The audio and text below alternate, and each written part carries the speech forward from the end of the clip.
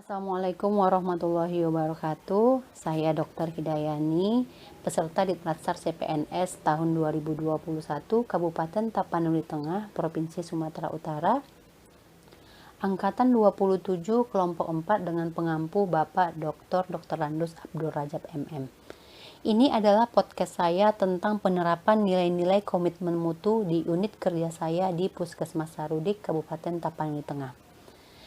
Pada komitmen mutu kita mengenal ada 4 konsep. Yang pertama konsep efektivitas, yang kedua efisiensi, yang ketiga inovasi, yang keempat mutu. Yang pertama efektivitas adalah sejauh mana dapat mencapai tujuan yang ditetapkan atau berhasil mencapai apapun yang coba dikerjakan. Contoh aplikasinya di puskesmas saya, yang pertama, datang sesuai jadwalnya, tepat pada waktu, dan juga pulang setelah selesai jam pelayanan. Yang kedua, memberikan pelayanan dengan sepenuh hati dan tanggung jawab, serta memberikan pengobatan sesuai standar operasional dan disesuaikan dengan ketersediaan obat di farmasi puskesmas. Konsep yang kedua tentang efisiensi adalah jumlah sumber daya yang digunakan untuk mencapai tujuan organisasional. Efisiensi dapat dihitung sebagai jumlah sumber daya yang digunakan untuk menghasilkan barang atau jasa. Penerapan nilainya di puskesmas saya sebagai contoh, yang pertama, saya bekerja dengan cermat dan tepat untuk mengurangi kesalahan-kesalahan ataupun malpraktek yang bisa saja terjadi. Yang kedua, meminimalisir pemborosan, misalnya mematikan lampu atau kipas angin yang sudah tidak digunakan, mematikan keran air di toilet jika bak penampungan air sudah penuh. Yang konsep yang ketiga tentang inovasi.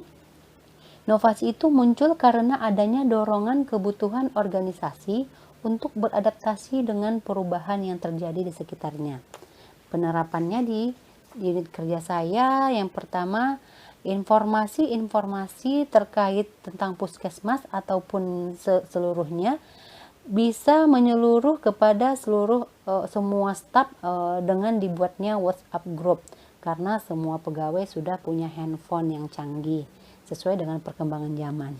Yang kedua, sistem penggajian ataupun pembagian jasa pelayanan yang sudah tidak manual lagi, tapi langsung masuk ke rekening masing-masing pegawai.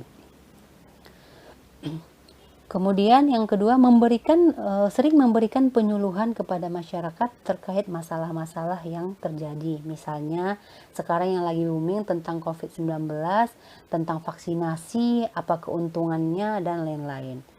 Konsep yang keempat, mutu.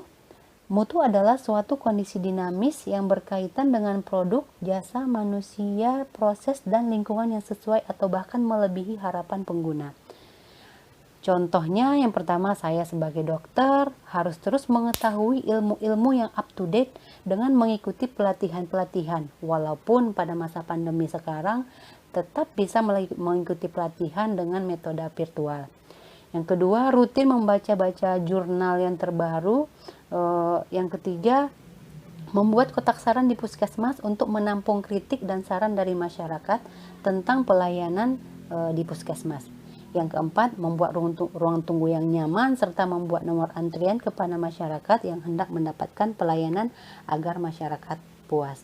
Demikian podcast saya. Assalamualaikum warahmatullahi wabarakatuh.